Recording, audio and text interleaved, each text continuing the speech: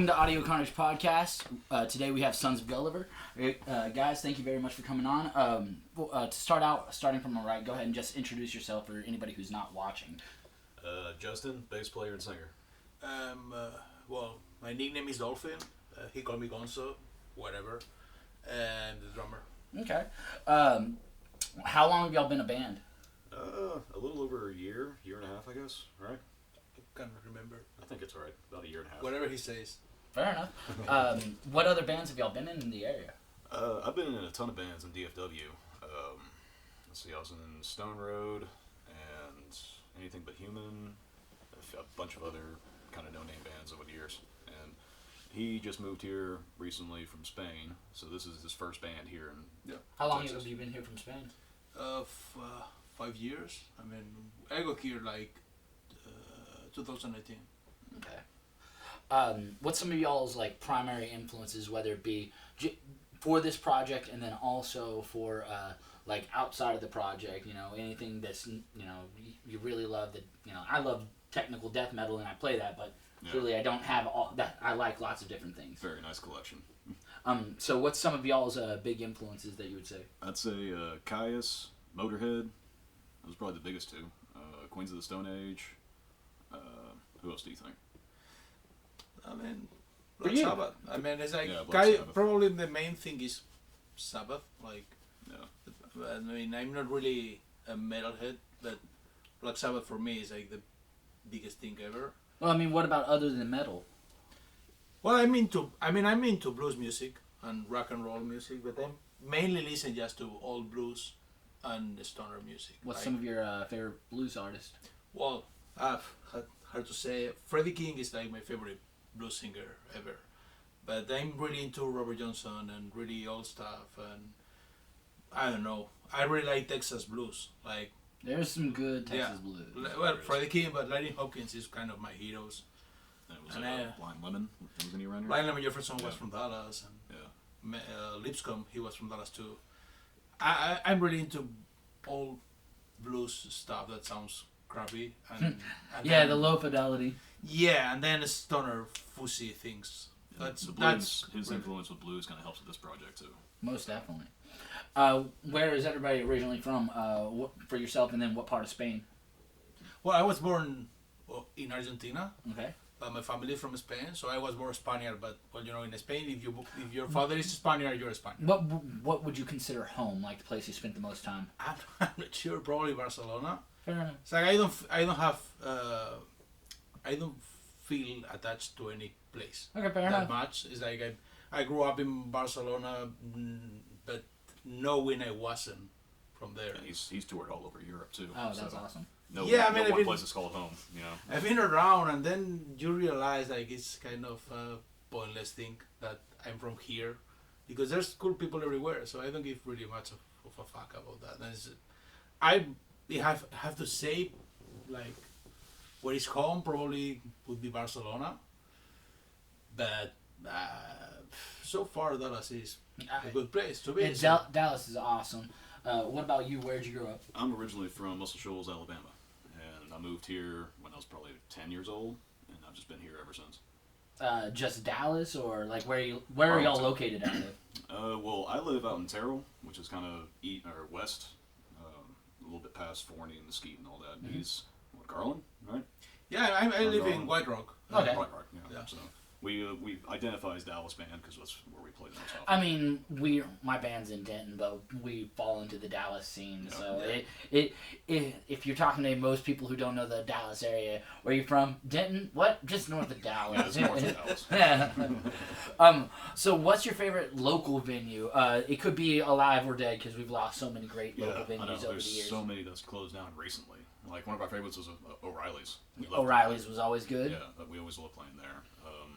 A lot of places in Deep Ellum. Like I used to really like playing at the Curtain Club before it closed down. Yeah, The Curtain Door. Club was really nice. Yeah, I like Three Links a lot. I That's missed the really Door. I got to play the Door right before they shut down, and then I got to play Curtain Club right before they shut good. down. Yeah, me too. I've had people tell me I need to quit playing gigs if I keep shutting down businesses. What about you? What's your favorite local venue?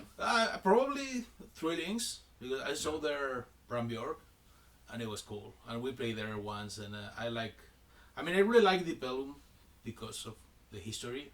Not the traffic. Yeah, not. I mean, right now it's a kind of a fucked up place, but Yeah. still having like the vibes, I guess. Oh yeah. No, I mean I still go out there to play, but man, it does feel a little bit more dingier. Especially once you hit like post show and it's like, all right, I gotta carry all this stuff back. Yeah. And that's it's greasy thing. I mean, coming from Europe, like expensive places in Europe are not dangerous, but here in America, like. Fucking Deep Ellum is so expensive. It's like a millionaire kind of dinner place. Well, that's and good. then you can go. I mean, you can get assaulted just for a drunk kid. They can kill you just for a drunk kid. Like what the fuck? It got gentrified. It started going Yeah. downhill, and then everybody was like, all the businesses were like, It's- "Oh, people like this place," so they bought out everything, raised the Yeah. cost of everything, and then like in reality, the surrounding areas are still like struggling. Yeah. Like I mean, It has both. I mean, worst of both worlds. Like oh yeah, all the worst parts of expensive neighborhoods and all the dangerous killings and yeah. robbery of a really bad neighborhood. So it's kind of a weird place to me. Yeah, I pretty much only go out there for gigs or whenever there's like a concert I want to go. What's your favorite place to go see a concert, like big venues? I like the Bomb Factory. Bomb Trees Factory's is good. good. Trees definitely good. Let's see, Jexa before it got renamed multiple times. I mean, Dos Equis, while it's under this run, I will say I like the fact that they've increased the quality of the food significantly. Like it's still overpriced ballpark food, but they have so much more options, and it's like I got a pretzel with cheese, and the cup of cheese was like this. I was like, I don't need this much cheese. I've never said this with a pretzel. Like, you know, it's different whenever you're paying those prices, and like it's skimping. Yeah. But so I enjoy Dos Equis. I've seen more bands than I could probably count out there because of all the like Mayhem Fest and all the different things. I think I've been out there twice. I saw Sabbath there when they came through. And This Is the End tour? Yeah. I was at that one. Yeah. That was pretty cool. What about you? What's your favorite bigger venue? I mean, I've been not. I got the pandemic in here, so. Oh, that's fair. What about over? I mean, I like that venue in Irving. I saw Jack White there. Whatever Music Factory. Oh, Toyota Music. Yeah. I really enjoy that place, like the sound. I think I went there years ago, but it's been a minute. There's a lot of really good ones. I only recently got to go to American Airlines for I've been Blink, and that was a really good show. Then I went to Jerry's World for Metallica, and I've always thought I was a decent sound engineer, but whenever I was at that show, watching how they had like towers of speakers all throughout the, I'm like, I feel like I don't even begin. I feel like a child whenever it comes to that kind of sound system. At some other level. Yeah. But I mean, I was thinking about it, I was like, other than John Lennon, or not John Lennon, other than Paul McCartney and Taylor Swift, I mean, maybe like Beyonce. Who else is bigger than Metallica? No, I mean, like especially for stadium shit. Yeah. They've been playing stadiums like since the 80s. I mean, I would argue. I think that they played like nothing's been bigger than the Monsters in Moscow show, right? Yeah, no, that was the biggest one. It was ever. 1 million people there. So yeah, that was the biggest one. Yeah, man, that's crazy. Yeah, they're probably the biggest band playing distortion. Yeah, it's not just they play. I was just trying to. It's not just about metal music. It's about anything with distortion. General. Yeah, because I'm thinking like, who has the more money to put on a stage show, and really other than Metallica, like in McCartney, I don't feel like he wants that kind of crazy shit. Yeah, probably does. What's the best concert you've ever been to? I would have to say Sabbath. This Is the End tour. That was a fun show. It was. I haven't been to a whole lot of like huge mega shows before, so my history is mostly local shows.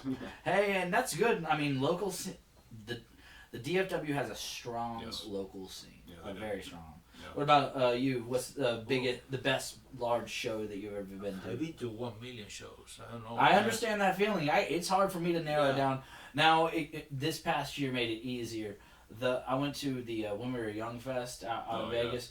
Yeah. That was quite an experience. I will say, like, I've seen a lot of good shows, but that whole thing was an experience. Yeah. Also, it was cool because Vegas was like basically all emo kids everywhere. kids, 30-year-olds. Yeah. Yeah, I'm really into. I mean, I don't like big venues. If I can avoid big events, I prefer that. Well, it doesn't have to be big. Yeah, What's I the like best concert you've ever been small to? shows, and I probably I don't know. Probably one of the best things I ever seen live is the Stooges, the Iggy Pop band. But it was festivals. But the smallest band I saw in the smallest venue that is like a legendary band is the Dictators from New York. They're a punk rock band from the 70s. And they always tour Spain. For some reason, they are no one in America, but they tour Spain and Europe. I mean, other countries do pretty well for Yeah. like the metal scene in overseas. I'd totally love to go to like Korea or Japan and tour metal over there. Yeah. They treat their artists well. Or Germany or something like that. No, Yeah, yeah. Germany is fucking cool to go play and to see bands. But that band they play as a really small show in. I was living in a town outside Madrid, really small town, like I was living in, I don't know.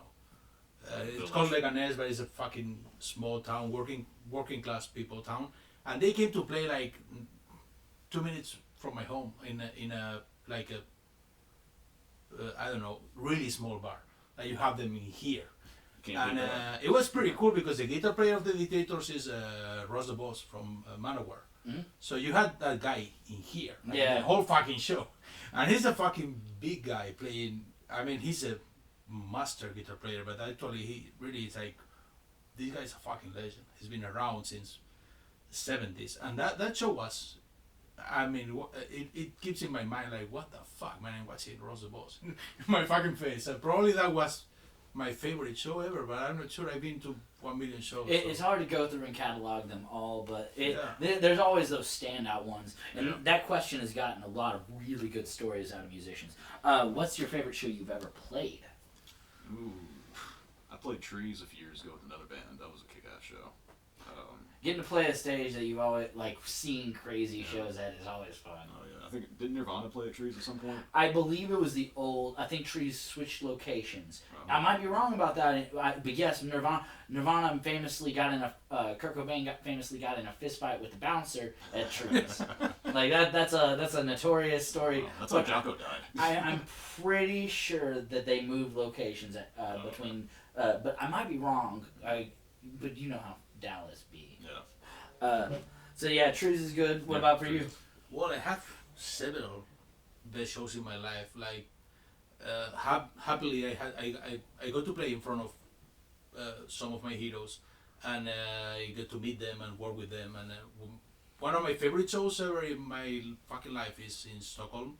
First time we played there with my former band, because my all-time hero was in the crowd, and then he became our producer. Oh shit. It's Nick Anderson from Entomb and Helicopters, and that's like a dream. It Yeah. was like a dream show. I was playing and he was second. Yeah, Second row. recognizing. And I was someone- like, what the fuck? I mean, for me, it was because he's not a huge musician, but like my biggest heroes are that kind of musicians. And well, he's a fucking legend in the death metal scene, but still. And it happened the same in Spain. Like once I play, couple of times I get to play in festivals that I usually went, and one was in South Spain called Serie Zeta, which is a really underground festival, and I got to play in front of one of my heroes too, which is a Spaniard guitar player called Fernando Pardo, and he has a band called Museum, and well, we played together. And like the other one is one huge festival we played. The headliners were Bob Dylan, Kiss, and Slash, and Shit. we played like first band, Oh, nice. but we shared the backstage with, fucking Bob Dylan. Oh, You yeah, cannot see Bob agree with Dylan because he's like a Yeah, they get know, their own amenities and stuff. yeah. But You don't see Bob it's Dylan. still but- it's like if I farted, he'd smell it. Yeah, but it was cool because there were Kiss playing as a headliners too, Yeah. and we got to talk to Gene Simmons, and he was a really Oh, that's cool, cool. He was a really cool guy. I mean, he was like because that huge bands has security guards and all that. Yeah. And I was drinking since the night before with a metalhead from France that was in the show that we played before, like the day before in Barcelona, and he was a kind of drug addict or something like that. I never thought that guy was no one. He was just a French guy drinking with me Yeah. for 48 hours. And at some point, I was talking to him, like, I want to talk to Gene Simmons, but there's a lot of security guards here, so I'm not sure. And he told me, I'm the manager of the tour.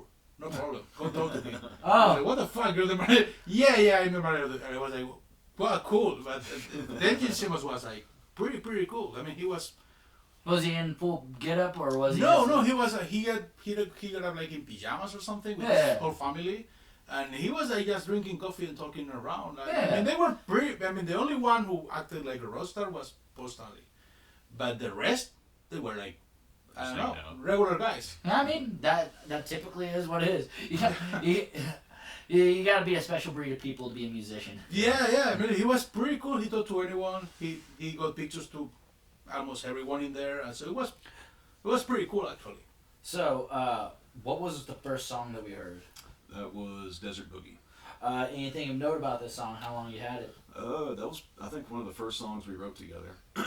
When I first started the band, I had like 3 or 4 songs that were half written or whatever. I found him, and we just, first time we met up, we tried Desert Boogie. We basically wrote it the first time I met him. So those were one of the first ones that we finished. What's song 2 that we're about to be going into? That is Red Sun Blues. That's our first single. Red Sun's Blues. How long ago did you write this? About the same time as Desert Boogie. Red Sun's Blues? Red Sun. Red Sun, okay. Yeah. And that's the one that we got a music video for out right now. And that was our first, I think it's second single. Yeah. Alright, so we're still with Audio Carnage Podcast. This is still Sons of Gulliver. We're about to hear Red Sun Blues.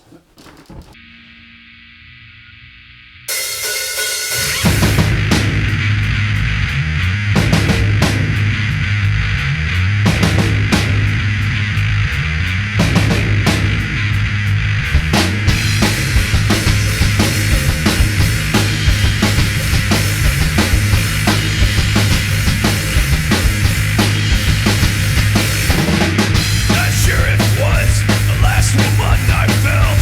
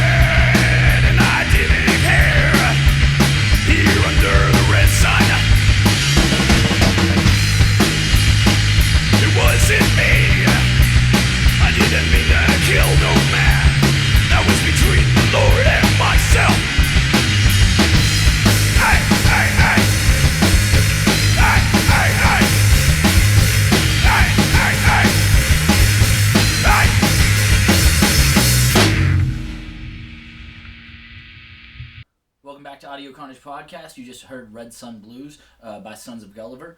What was the first instrument you started playing? I started playing guitar when I was about 15, I think, and I played that for about a year. Then I switched over to bass. I mean, right now I play guitar, bass, and drums, but I wasn't really the kind of kid that wants to be a rock star. Mm-hmm. So I started late in music. I was a huge fan of music, but then I found that guys from Barcelona, they were brothers and they already have a band, like heavy influenced by AC/DC, and they were pretty much kind of an AC/DC tribute band, but they wrote their own songs, and the lead guitar is a fucking master guitar player. He's great. So I joined them just because I like them. I mean, and they need a drummer. So it was like, well, okay, just teach me how to do that, because I wasn't really a drummer. I told them I was a drummer, but I wasn't. Yeah. And they were both drummers, so they teach me, and that's the thing. I mean, I wasn't really trying to do that. Oh, yeah. It was just drums was the first one you actually ended up in? and actually it was just because they need a drummer. That's sometimes how it goes. Yeah, it's always like, well, okay, what do you want me to do? I want to join the band, whatever. I can be wherever you need. So I'm starting fresh on all of it. yeah. And my brother was a bass player, and he's like 12 years older than I am. So when I was a kid, I would just hear him playing bass all day, every day. So that's kind of how I got into it. That was in my head as I was starting to get into music. It's like I just want to play bass. I definitely enjoy it. I play guitar. Guitar was the first stringed instrument I ever played. I did like instruments in band and stuff, but like if we're talking about these kind of things, like I went guitar, but my dad always was a bassist, and I just fell in love with it, and I still do stuff with guitar. But also, I love playing bass, but my two guitars are just phenomenal. The stuff they write is amazing, especially if you're into tech death. So what's the first album you can remember listening to on repeat? Like I'm talking like, all right, time to play it again. Weezer, Blue Album. Weezer, what's your favorite song off of that? Probably Only in Dreams or My Name is Jonas. Kind of bookend. My Name is Jonas is one of the a simplified version of it is in the guitar book that I used up at work. I'm a music teacher up at Guitar Center, and it's it's like page 3. It's fun. Well, but yet again, it's simplified. Instead of doing the full chords that they're doing, it's just like root notes moving. Yeah. It's just the whole principle is, hey, here's 3 4, 2 3 1 2 3. What about you? First one that you can remember? The first rock and roll album I ever really enjoyed was Ramones' "It's Alive," and that was my favorite band for years. Favorite song off of that album?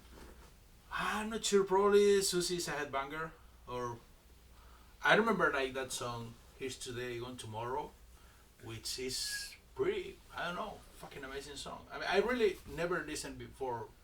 Like it happened to me with several bands. Like I wasn't really into rock and roll. No one in my family played music. No, I was even in the Mediterranean Sea. So like rock and roll wasn't a thing. So when I started discovering bands like the Ramones or Black Sabbath or Pantera, it was like, what the fuck, man! I never listened to something like that in my life. You always have that moment early in life where you first hear metal for the first time. It's like that. Yeah, it's like it's something you never forget. Like what? The for me, that moment was Ride the Lightning. That was the first amazing. metal album I ever heard in my life was Ride the Lightning. And, the first song on there was Fight Fire with Fire. That acoustic intro they do. I was a kid listening to that, and I was like, "What? This isn't metal. It's not what I thought metal would be." And the guitar swells, and it goes right into it. I was like, "Oh my god!" If you could open up for any band, what would it be? Oh shit. It would be great to open for fucking Caius, but they split. So that would be awesome if they're still around. I don't know, Queens of Stone Age, maybe. Yeah, that would be great. I mean, I would love to open. I mean, one of my heroes is Bram Bjork. I'm a writer too, and I write in a magazine, and we try to make an interview with him. So the editor of the magazine told me, like, you have to do the interview because you really love this guy. And here, it was impossible. I mean, it wasn't way to really get together and do the interview, and it was like, what the fuck, man.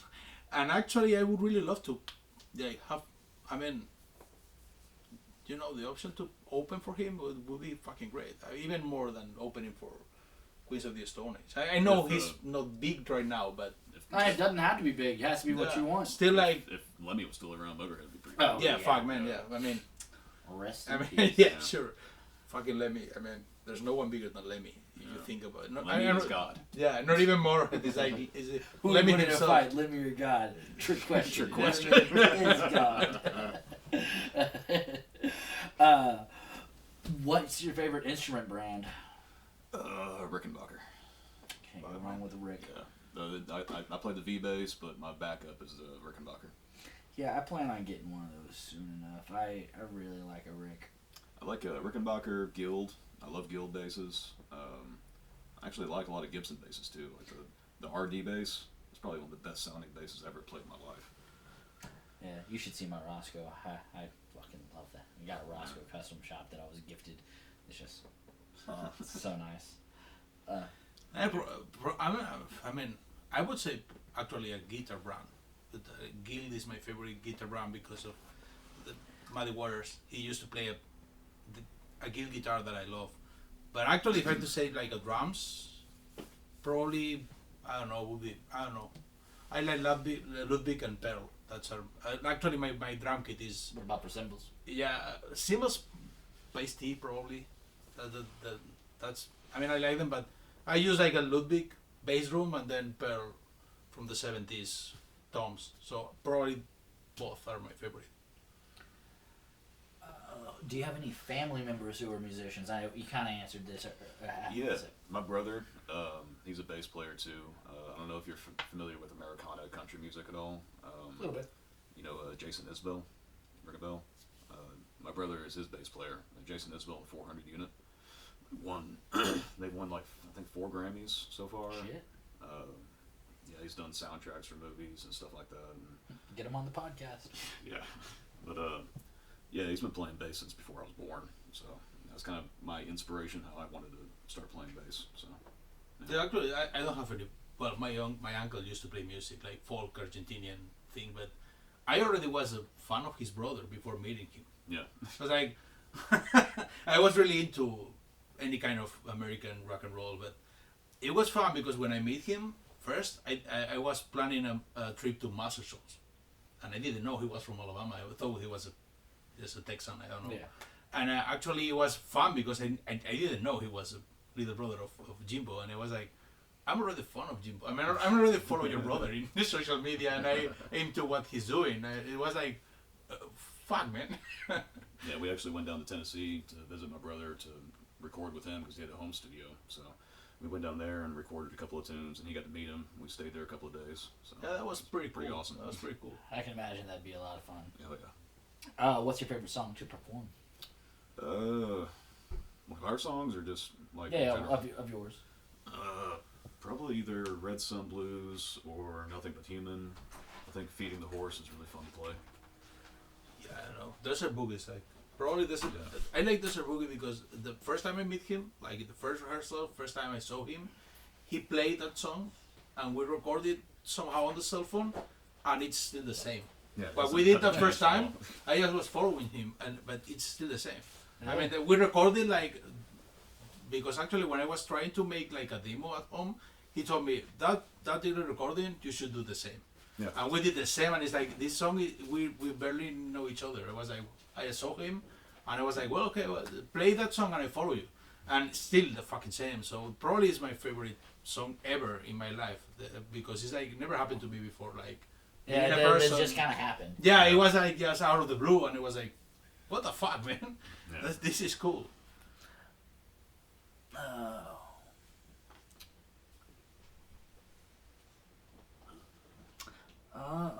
Easy question. What's your favorite Adam Sandler movie?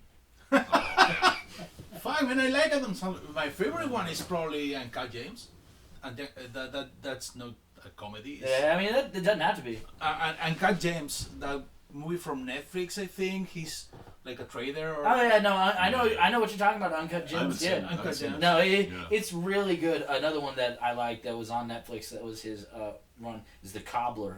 That's a fun one. Yeah. Him and Redman pretend to be each other. Well, I think Adam Sandler had that really sad movie about the guy who's dying. I don't remember the name. Oh, I can't remember. I saw one movie with him that he was what was it? His wife and kids were in 9/11 or something like that. It was a drama. Shit, he's done more movies than I thought. I mean, I know he's done. He did a lot of movies, but I think that Little Nicky's my solid always answer. Like there's nothing. I'd have to say Happy Gilmore, classic. Yeah, you can't go wrong with Jet. That's all. Yeah, Little Nicky is like a youthhood movie. Like when I was in high school, everyone enjoyed that movie. It was the kind of Although movie. you go back and watch like stuff like Billy Madison. Gosh. Some of them don't age well. That is what it is. Yeah. What's your comfort food? Pizza. What kind of pizza? Sausage and pineapple. How bold of you to say that on the Controversial internet. On the plus side, hate clicks or clicks? Yeah, fuck you, pineapple. I'm not sure. I mean, it's like, I don't know. Gastronomy is a big thing to me. Like Spaniards and Argentinians are pretty huge gastronomy fans. So I wouldn't. I don't know. Probably what I like the most is like what my mother cook. I mean, wherever the fuck my mother. Yeah, I mean, is there a specific dish that? She's a great chef, and she lives in Spain, and it's long since I cannot really spend like my day with my mother. So can't go wrong with mom's. Yes, like whatever the fuck my mom has something like you feel like you have nothing to eat, and she's able to make something fucking delicious with the nothing to eat you had before, and it was like anytime it happened, it was like. Teach me how to do that. I mean, because from my point of view, was nothing to it. And it's just magic. Yeah, and this is fucking great. Yeah, no, cooking is a skill that is a wonderful skill to have. All right, so what is song number 3 that we're going into? That would be Nothing But Human. All right, anything of note about this song? How long have you had it? That was one that we wrote towards the beginning of us getting together. That's one of our longest songs, I think, and it's actually part of that song I've had wrote in my memory banks for years since I was like in my early 20s. It's just one of those things I've held on to for years until I found the right band to use it with, and it just happened to be this band. Yeah, sorry, I zoned out for a second listening to you. I was expecting more additions. All right, Nothing But Human. Yeah. All right, so we are still with Sons of Gulliver. This is Nothing But Human.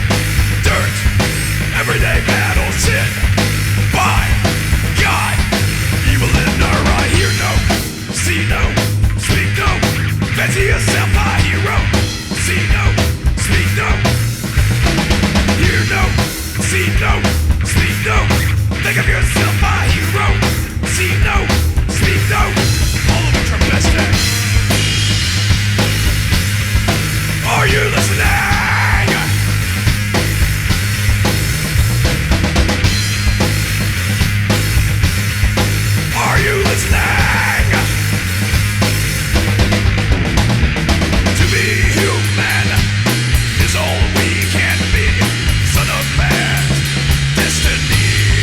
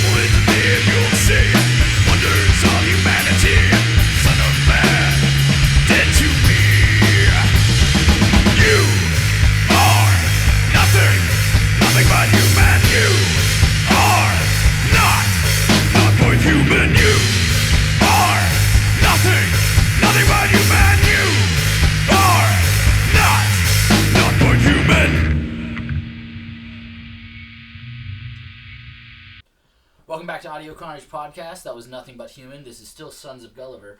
Guys, what would you say your dream venue would be? I'm going to nix the two that are said the most commonly, and that's Madison Square Garden and Red Rocks.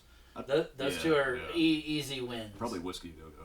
That'd be a fun one, and that's doable. I know people who've been on the podcast who have played Whiskey Go-Go. Really? Yeah, multiple bands. Yeah, actually. I know bands that play there there too. Yeah, I mean, I don't know. I already played like my dream venue that was going into that festival that we share with Kiss and Bob Dylan. That's a festival called Afkena Rock Festival, and in Spain we don't have 1 million rock and roll festivals. And long before, when I was like 20, they started doing that festival, and I was going to that festival always. And that other festival on the south, so they said that it was the same. So to go and play in that venues, for me was like something I never expected. Nah, that'd be like me getting to play at Super Pages / Jackson. Because I've seen so many shows there that that's one, like playing that main stage whenever it's packed out there. That's one of my dreams. That's like. I think that's everybody's dream. If it comes to like a huge venue, I don't give a fuck. Any huge venue. If you give me the choice to go and tour for like fucking stadiums all around, I will do it. I will gonna be great. Yeah. Like my fucking dream was like being in that stage, and that was pretty wild to do that. Because actually we were so fucking broke. We sleep in a tent in the camp with the rest of the people. So we played in the festival as a fans, and that was a pretty amazing experience. So probably I never picture myself playing. such a place. I definitely you always dream about it, but it's the concept of it actually happening. Yeah, feels impossible. What's your favorite musical? Well, fuck, I like vintage Hollywood musicals. Willy Wonka. That is a musical. Yeah, I'll accept that answer. No, probably. Even though Grandpa Joe is he's a lazy bum. No, he's a dick. He's a total dick. Probably I had to say magic of candy. Yeah. Willy Wonka is a fucking shit I hate, because when I was little, they made me read the book.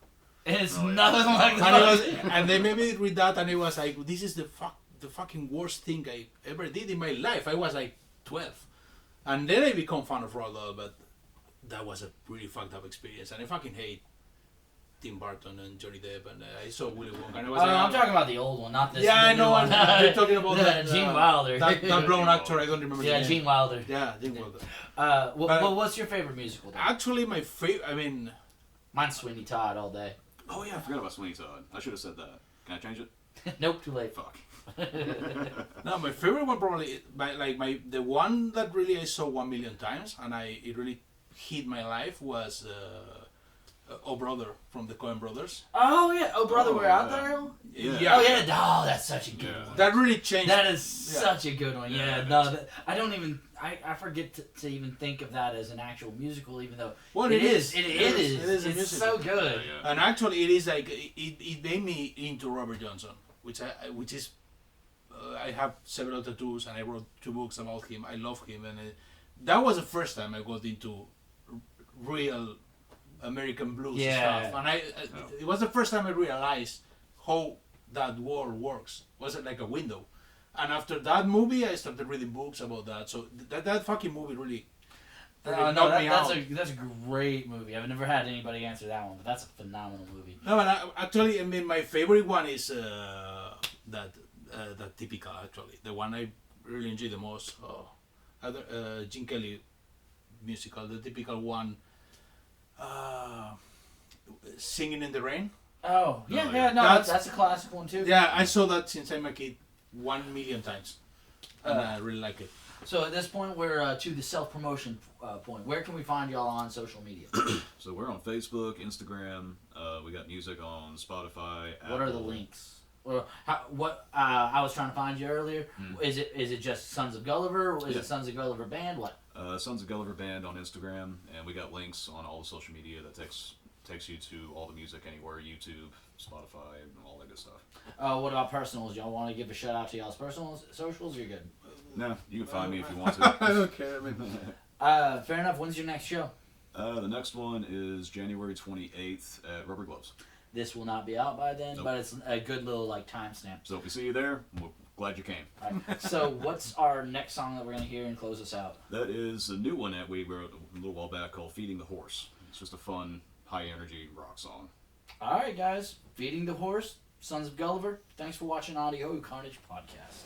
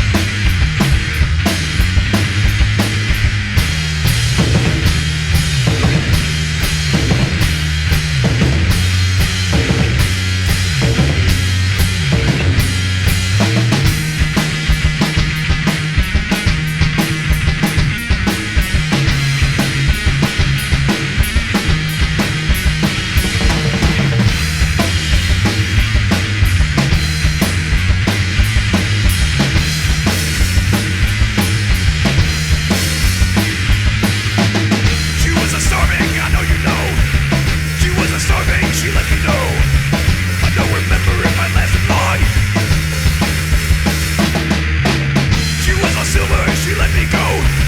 Then listen to this.